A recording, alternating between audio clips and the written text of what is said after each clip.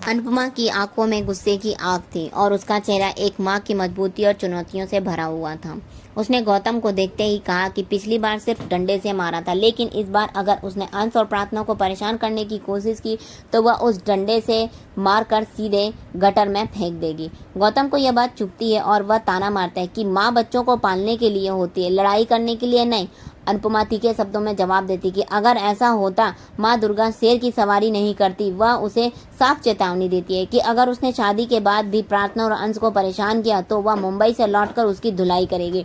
लेकिन गौतम अपनी नफरत में डूबा कहता है कि तुमने मेरा घर तोड़ा है, इसलिए अब मैं तुम्हारे पोते को घर में नहीं बसने दूंगा। अनुपमा बिना डरे कहती कि प्रार्थना पर जुल्म तुमने किए हैं, घर टूटने की जिम्मेदारी तुम्हारी है, तो उसका श्रेय उसे क्यों दे रहे हो? उसने सिर्फ उस बेटी की मदद की है जो चुपचाप जुल्म सह रही थी। गौतम उसके जवाब से हैरान और चुप हो जाता है।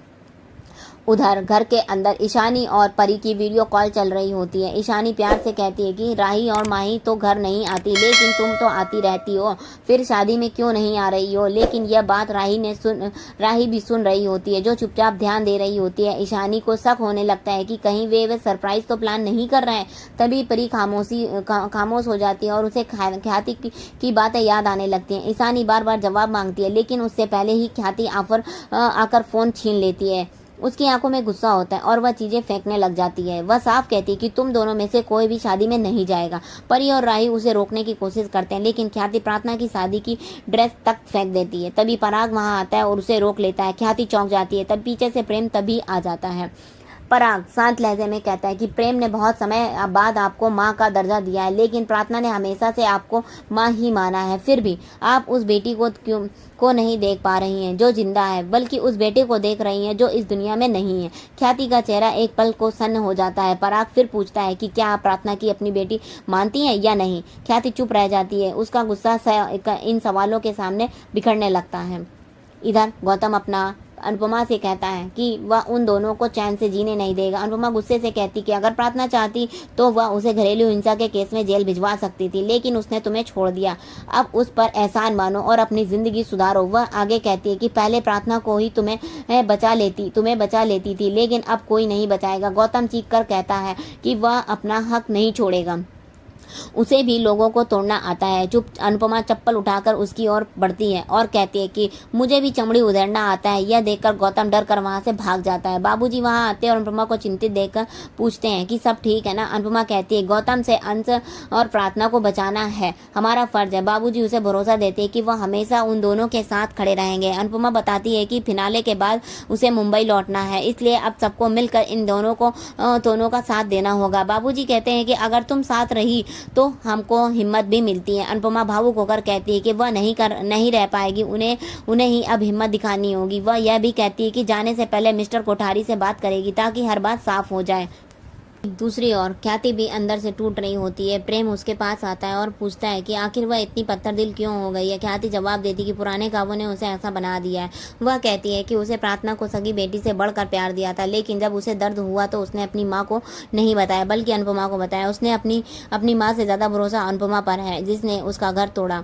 वह कहती है कि प्रार्थना ने एक बार फिर भी नहीं सोचा कि उसकी माँ को कितना दुख होगा जब वह उस आदमी के घर गई जिसने उसके बेटे की जान ली। ख्याति रोते हुए कहती है कि सबको उसका गुस्सा दिखता है, लेकिन उसका दर्द कोई नहीं देखता। एक माँ को तकलीफ होती है जब उसका बच्चा उसकी जगह किसी और की माँ को जैसा दर्जा देता है। प्रेम धीरे से कहता है कि जब प्रार्थना ने पहली बार गौतम के खिलाफ आवाज़ उठाई थी तो आपने उसका साथ दिया था क्या?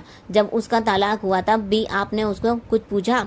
आप गुस्से में तो हो सकती हो, लेकिन इसका मतलब यह नहीं कि आप सही भी हो। ख्याति चुप रहती है। वह सुन रही होती है लेकिन जवाब नहीं देती। प्रेम कहता है कि आपको अनुपमा से नफरत हो सकती है, लेकिन वह वही कर रही है जो एक माँ करती है, अपने बच्चों की रक्षा। ख्याति के चेहरे पर दर्द और शर्म का अजीब मिश्रण होता है। वह कहती है कि जिन बच्चों के लिए उसने अपने सगे बेटे को खो दिया वही बच्चे उसके नहीं रहे, वे अनुपमा के हो गए हैं।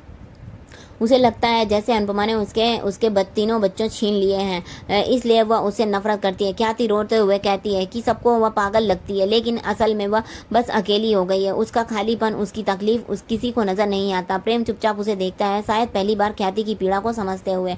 इस तरह एक और अनुपमा अपने बच्चों की सुरक्षा के लिए दुर्गा बनकर खड़ी है, दूसरी ओर ख्याति अपने ही टूटे हुए रिश्तों को दर्द और मकड़ जाल में उलझी हुई है। भावनाएं, रिश्ते और सच्चाई अब एक ऐसे मोड़ पर आ गए हैं जहां से सिर्फ सच्चा प्यार और समझदारी ही कोई रास्ता निकाल सकती है। ख्याति का चेहरा आंसुओं से भीगा था और उसकी आंखों में वही पुराना दर्द तैर रहा था जो उसने वर्षों से दबा रखा था। वह धीमे कदमों से कमरे से बाहर निकल जाती है और पीछे खड़े प्रेम और पराग उसे खालीपन को महसूस करते हैं जो ख्याति के भीतर छुपा हुआ था।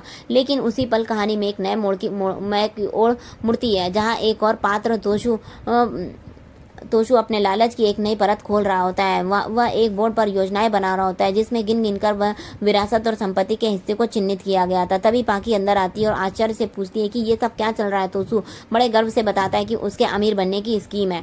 तोशु की बात सुनकर पाकी हैरान हो जाती है और कहती है क्या वह अब सस्ते नशे करने लगा है। लेकिन तोशु बोर्ड की ओर इशारा करते हुए बताता है कि कोठारी परिवार में मोटी बा बहुत जल्द चल बसेगी और उसी समय प्रार्थना को बच्चा हो जाएगा। फिर कोठारी परिवार का सारा गुस्सा धीरे धीरे ठंडा हो जाएगा और अंततः उनकी पूरी जायदाद प्रेम और प्रार्थना राजा और बादशाह में बटेगी।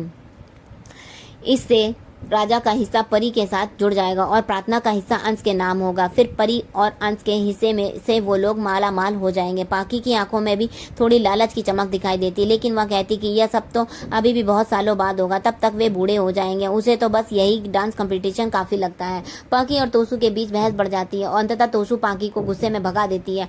उसके चेहरे पर अपने प्लान को लेकर एक विकृत खुशी होती है, मानो वह पहले से करोड़पति बन चुका हो। वहीं दूसरी तरफ एक सादा सी जगह पर राही अंश की बचपन की तस्वीरें देख रही होती है।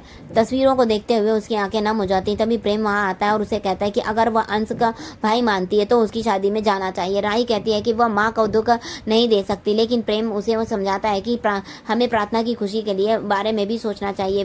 वह भी उम्मीद कर रही होगी कि उसके मायके से कोई आएगा।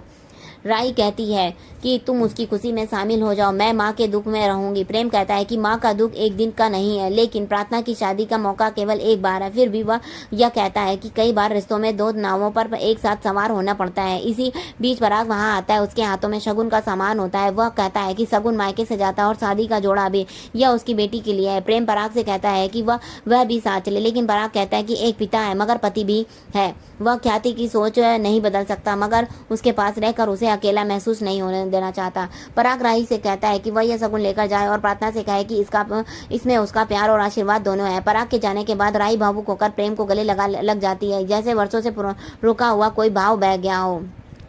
अगली सुबह अनुपमा पूजा की थाली लेकर आ रही होती है। अचानक उसके पांव फिसलने ही वाला होता है कि कोई उसे थाम लेता है। वह है राई होती है। अनुपमा चौंक कर उसकी ओर देखती है, उसे क्षण में कुछ भी नहीं कह पाती। यही एपिसोड आगे बढ़ता है। अगले दिन की शुरुआत एक भव्य फंक्शन से होती है। आज सबके सामने खड़ा होता है और कहता है कि अगर उसकी बहनें उसके साथ नहीं होंगी तो उसकी मेहंदी और शादी की खुशियों की अधूरी लगेंगी। तभी राई, माई और परी वहां पहुंच जाती हैं। अंश की आंखें खुशी से चमकने लगती हैं। वह दौड़कर अपनी बहनों को गले लगा लेता है और प्रेम और राजा के स्वागत के लिए अनुपमा भी सामने आती है, लेकिन उस खुशी में कुछ तीखे संवाद छुपे होते हैं। राई स्पष्ट शब्दों में कहती है कि वह यहाँ सिर्फ अंश और प्रार्थना के लिए आई है, किसी और के लिए नहीं। इस बीच पाकी राई को एक कोने में ले जाती है और उसे भड़काने लगती है। वह कहती है कि मम्मी यानी अनुपमा रिश्तों को रिप्लेसमेंट बहुत जल्दी ढूंढ लेती है। वह भारती और जसप्रीत को अपनी बेटियों की तरह ट्रीट कर रही है, मानो वह उसे उसकी सगी बेटियां हो। पाकी के शब्द राही के लिए दिल में जलन का बीज बो देते हैं। राई को अब लगने लगता है कि उसकी माँ, जिसे वह अनुपमा कहती है, उसके अपने मन को भूल गई है।